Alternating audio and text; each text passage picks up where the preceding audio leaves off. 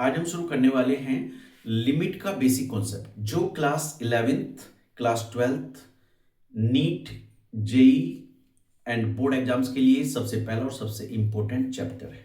अगर लिमिट को आपने अच्छे से समझ लिया तो इसके जो अपकमिंग टॉपिक्स हैं, डेरिवेटिव एंड कंटिन्यूटी, उनको आसानी से आप लोग कर लोगे सर।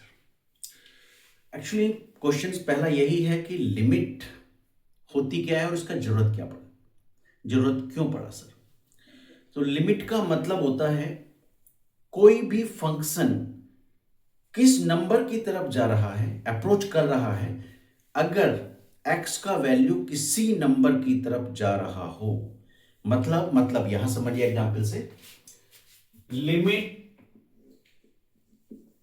लिमिट को LIM या LT से भी लिखते हैं, कुछ LIM से लिखते हैं, कुछ LT से, शॉर्ट फॉर्म में।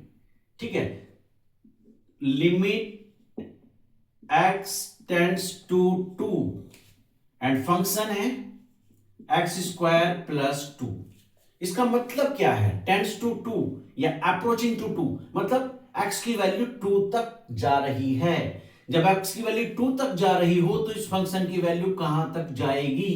That will not be the exact value, that is closest to the exact value.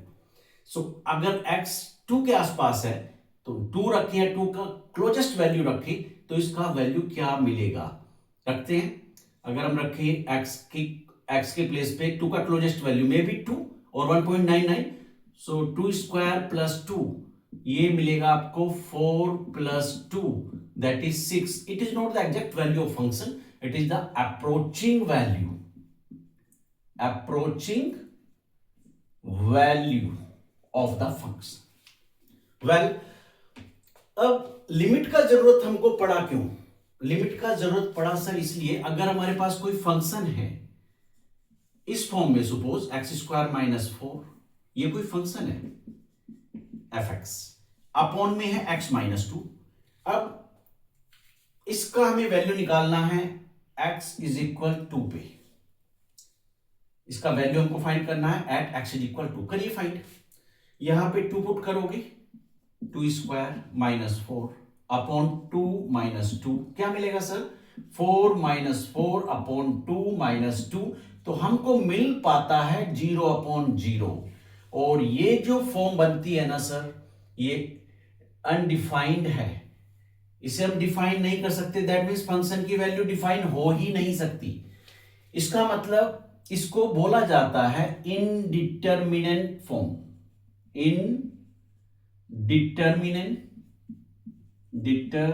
Determinate form बोला जाता है इसको।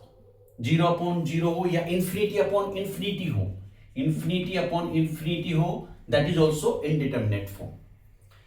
सो नॉट डिफाइंड हो गया, तो फंक्शन का वैल्यू डिफाइन ही नहीं हो रहा। तो इस कंडीशन को अवॉइड करने के लिए कि फंक्शन का वैल्यू कैसे डिफाइन करें, तब लिमिट का कॉन्सेप्ट आया। मतलब हम इस फंक्शन को कैसे लिख सकते हैं? लिमिट x टेंड्स टू 2 और फंक्शन है हमारा x square minus 4 upon x minus 2, means x की वैल्यू हम कहां ले रहे हैं? Approaching to 2, not exact 2। तो यहां पे पुट करें, क्या मिलेगा? फिर तो वही फॉर्म मिल जाएगी। तो उसको तो अवॉइड करना है ना, तो डायरेक्ट वैल्यू अप्लाई नहीं करना जब ये फॉर्म मिल जाती है, याद रखिए। तो क्या करना, पहले फंक्शन को सिंप्लीफाई करना पड़ेगा। जब ये कंडीशन मिलेगी तो आप हमेशा फंक्शन को सिंप्लीफाई करेंगे ही। तो करिए, x के प्ले ये आपके पास फॉर्मूला बन जाता है भाई, x स्क्वायर माइनस 4 है तो x का स्क्वायर माइनस 2 का स्क्वायर, ये कंडीशन है ना। x स्क्वायर माइनस 4 किसका स्क्वायर होता है? 2 का। तो हमको सीधा सा समझ में आता है कि a square minus b square का कंडीशन यहां पे है, और वो किसके इक्वल होता है? a plus b into a minus b, ये होता है। तो आप कर लीजिए इसको, x अपॉन में क्या है? x माइनस 2, सो ये x स्क्वायर माइनस 2 स्क्वायर, तो इस आइडेंटिटी से हमको क्या मिला? x प्लस 2 मिला और x माइनस 2 मिला, अपॉन में क्या मिला सर? x माइनस 2, और यहां पे क्या है? Limit x tends to 2। अब ये x माइनस 2 से x माइनस 2 कैंसिल हो गया, तो लिमिट x टेंड्स टू 2 और अब हमको मिल पाया फंक्शन में बचा हुआ पार्ट x+2। अब इसमें लिमिट अप्लाई करके देखें, क्या 0/0 आएगा? पॉसिबल ही नहीं है, क्योंकि इसका डिनोमिनेटर तो खत्म हो गया।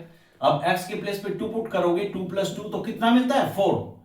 मतलब जब हमने लिमिट अप्लाई किया तो इसकी एक अप्रोचिंग वैल्यू हमको मिली, लेकिन डायरेक्ट फंक्शन सोल्व करने पे x की वैल्यू 2 पुट करने पे फंक्शन में हमें वो इनडिटर्मिनेट फॉर्म मिल रहा था।